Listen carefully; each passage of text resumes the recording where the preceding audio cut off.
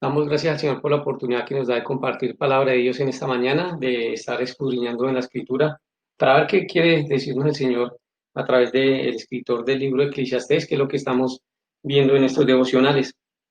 En esta mañana vamos a tener un devocional que le he titulado Mejor la sabiduría de Dios, mejor la sabiduría de Dios. Y vamos a estar viendo un pasaje desde Eclesiastés capítulo 1, versículo 12 hasta el capítulo 2 versículo 26. No lo vamos a leer todo, pero vamos a estar tomando apartes para entender lo que quiere decirnos Dios a través de el siervo que ha escrito este libro de Eclesiastés. Bienvenidos todos, gracias a los que han sido fieles viendo nuestros devocionales.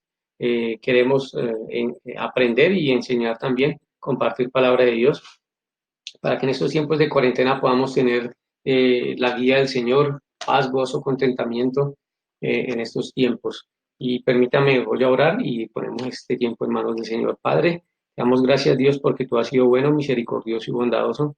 Gracias, Señor, por el cuidado y protección que has tenido de cada uno de nosotros. Gracias, Dios, porque nos has librado de muchos males, Padre. Gracias porque tu bondad es infinita y tu amor igual.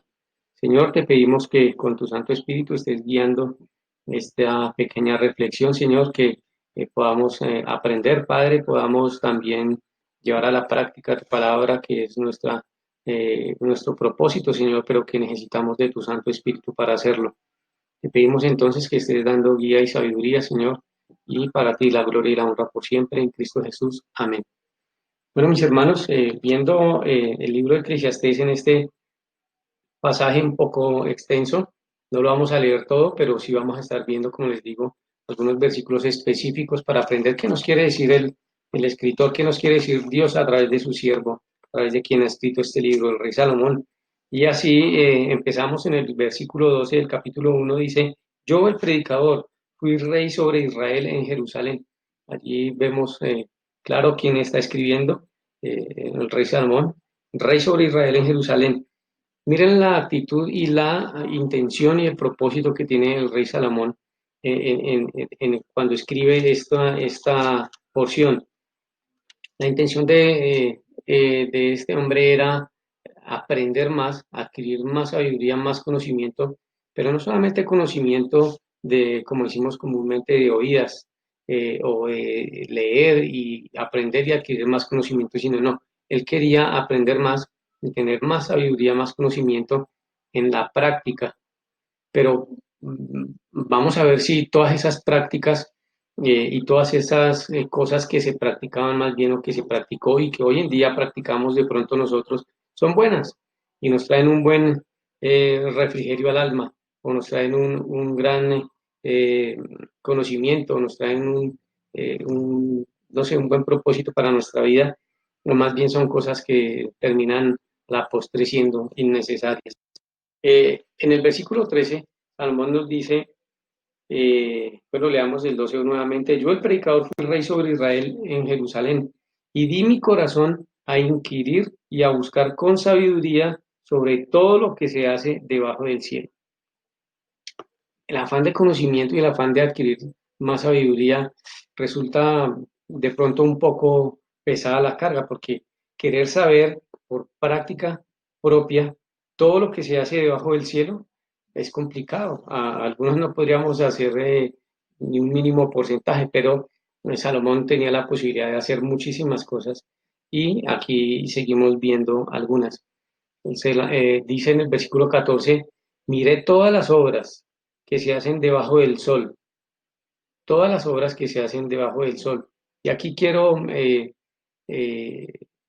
recordarles la forma de escribir del rey Salomón en este libro es con frases, recuerdan, les dije la vez pasada, con frases o palabras repetitivas para poner un énfasis en lo que ha entendido y en lo que ha encontrado y darnos más claridad porque es un libro sencillo de entender, práctico y así es que nos escribe. Y dice el 14, vuelvo y leo, miré todas las obras que se hacen debajo del sol y aquí todo ello es vanidad y aflicción de espíritu.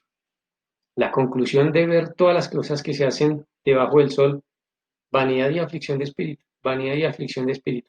¿Pero por qué? Recordemos que en el devocional pasado les dije, y es según el propósito que se busque al hacer las cosas, y orientados hacia quién o por quién hacemos las cosas. Y todas estas cosas resultan vanidad y aflicción de espíritu si las hacemos en nuestras propias fuerzas, si las hacemos pensando en nosotros, en el bienestar propio, en lo que yo puedo sacar de provecho para mí, y no tengo algo en mi mente claro de si le puedo sacar provecho para poder apoyar a alguien más, para poder ayudar a alguien más.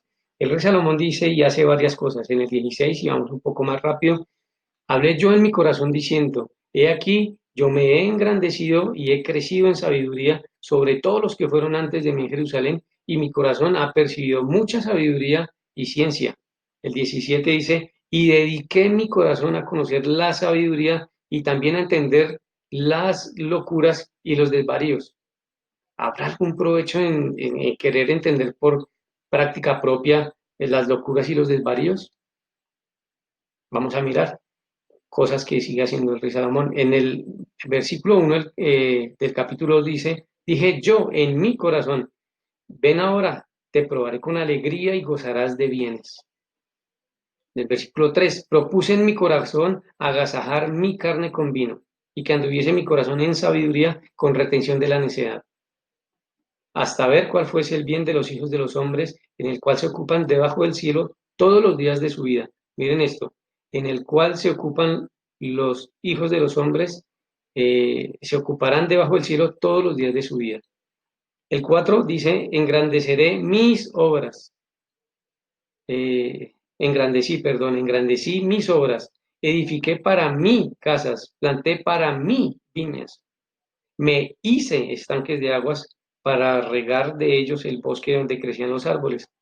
Más cosas, y sigue aquí y dice que tuvo gran posición de vacas. En el 8 dice, me amontoné también plata y oro.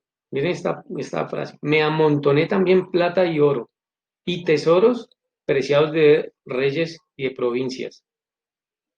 Avancemos un poquito más y en el 10 nos dice, no negué a mis ojos ninguna cosa que desearan, ni aparté mi corazón de placer alguno, ni aparté mi corazón de placer alguno. Eh, pero mire, que cada vez que iba practicando una de esas cosas, teniendo la experiencia y queriendo adquirir sabiduría, haciendo cada una de esas cosas, mire lo que se daba cuenta, mire lo que se daba cuenta. Ya leímos que en el 14 dice, ello es vanidad y aflicción de espíritu. Cuando dice que dedicó en el 17 el corazón a conocer sabiduría y también entender locuras, dice, conocí que aún esto era aflicción de espíritu. En el 1:2, versículo 1, capítulo 2, cuando dijo, probaré, ven ahora te probaré con alegrías y gozarás de bienes, y miren el resultado. Más de aquí, esto también es vanidad, vano, superfluo, efímero, que pasa, que no se queda. ¿Cuánto, eh, cuánto duran los bienes? Alguien, una vez le pregunté a alguien, ¿cuánto cree usted que le va a durar esto o aquello que se compró? Y me dice, pues hasta que se acabe. Pero aunque la respuesta pudiera ser, pues, sí, pues claro, las cosas duran hasta que se acaben. Sí, pero es que ese es el punto. Las cosas pasan y las cosas se acaban, no perduran. Y entonces eso viene siendo ¿qué? Efímero y vano. Propuse en mi corazón agasajar mi carne con vino, en donde hace toda esa lista de las cosas que él tuvo como posesiones, y aquí resalta el mí, y si lo hacemos personal, el yo, lo mío, ¿sí? Lo mío, mis casas, mis obras, mi carne, eh, todo mis obras amontoné para mí, mis tesoros, todo lo mí, y que todo gira en torno a mí. Y en donde dice aquí en el versículo 10 del capítulo 2, no negué a mis ojos ninguna cosa que desearan, ni aparté mi corazón de placer alguno. El placer también es efímero, el placer también es vano y el placer también dura poco. Hay algunos placeres que duran algo más que otros, pero en la generalidad de los placeres duran poco, porque no, nada dura para siempre. y todo tiene su final. En el versículo 11, miren mis hermanos y amigos lo que dice, miré yo luego todas las obras que habían hecho mis manos, todas las obras que habían hecho mis manos, y el trabajo que tomé para hacerlas.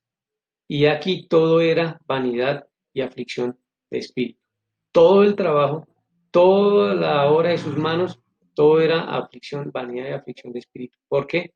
Volvemos y llegamos al punto clave y al punto esencial. Lo estaba haciendo y el personaje, y al personaje le pasa lo que nos pasa a muchos de nosotros o nos pasó a muchos de nosotros, y es estar enfocados en buscar hacer muchas cosas.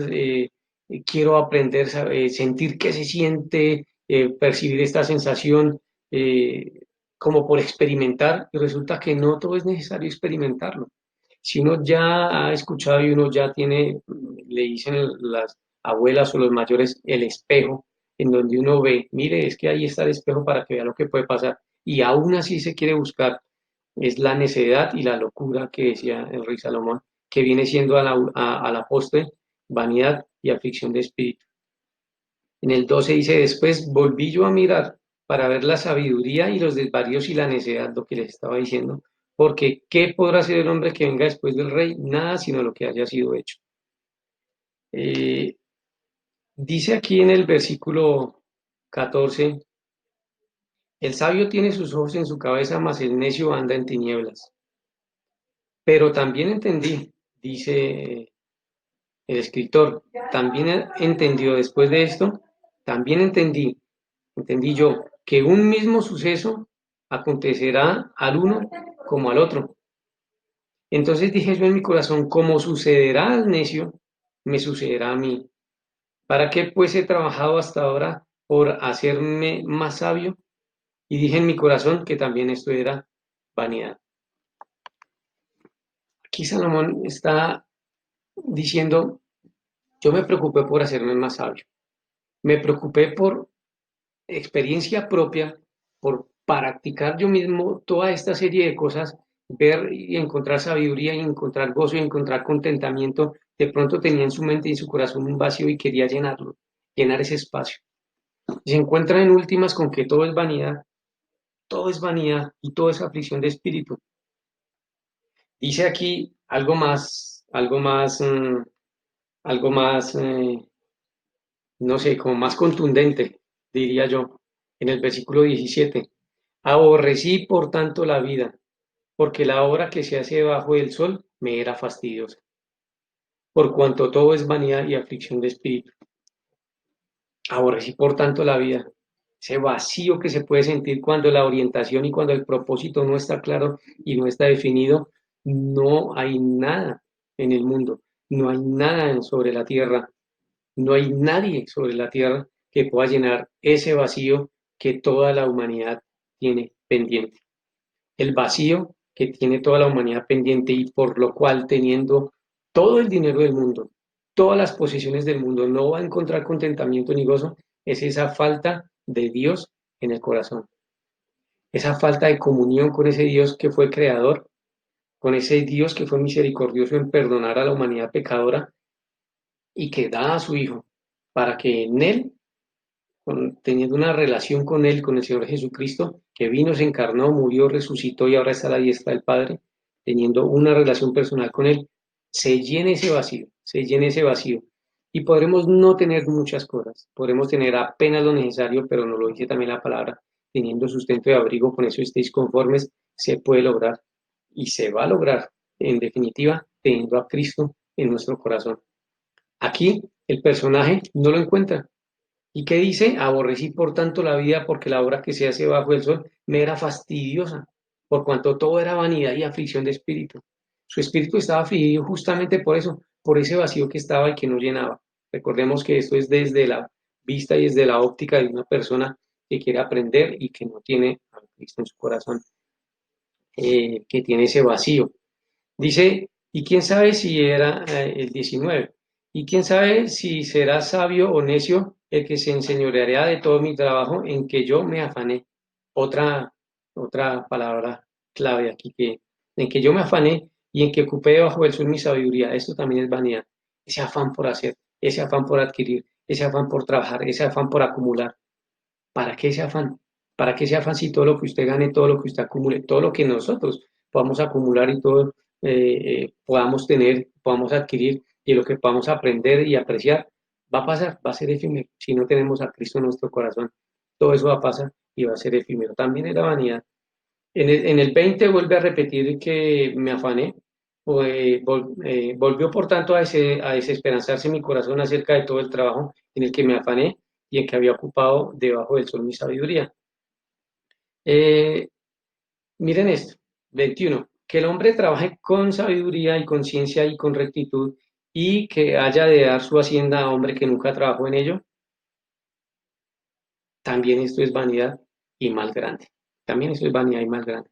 El afán, nos lo dice aquí, que trabajó con sabiduría, conciencia, le puso todas las cosas necesarias para trabajar y lograr y alcanzar, pero le dejó todo eso al partir de este mundo a alguien que nunca trabajó, alguien que va a estar más relajado gozando de todo el trabajo que hizo, por todo lo que se afanó, por todo lo que quiso conocer y experimentar, y se lo va a dejar a otro. ¿Mm? Dice el 22, porque ¿qué tiene el hombre de todo su trabajo y de la fatiga de su corazón con que se afana debajo del sol? Porque todos sus días no son sino dolores y sus trabajos molestias.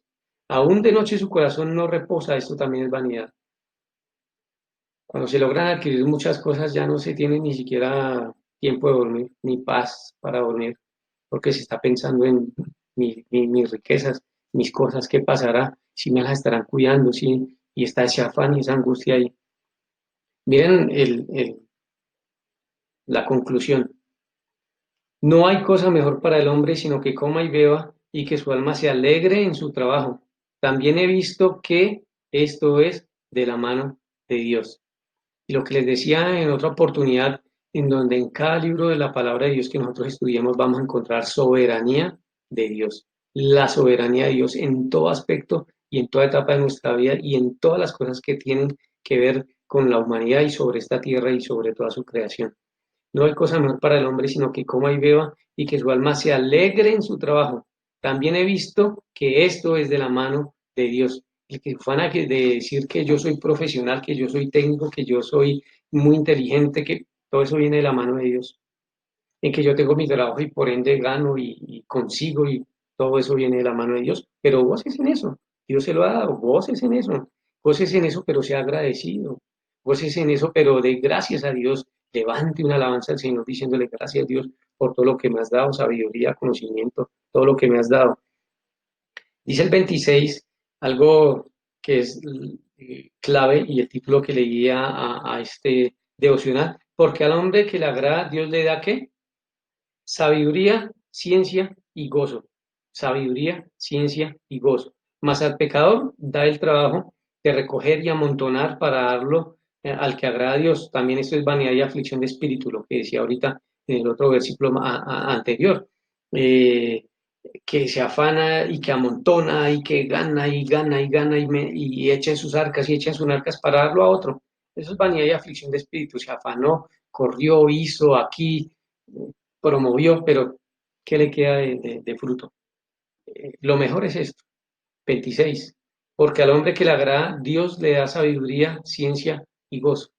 Mejor la sabiduría de Dios, mejor la sabiduría que a Dios. Y el que es falto de sabiduría, pídala a Dios que la da en abundancia.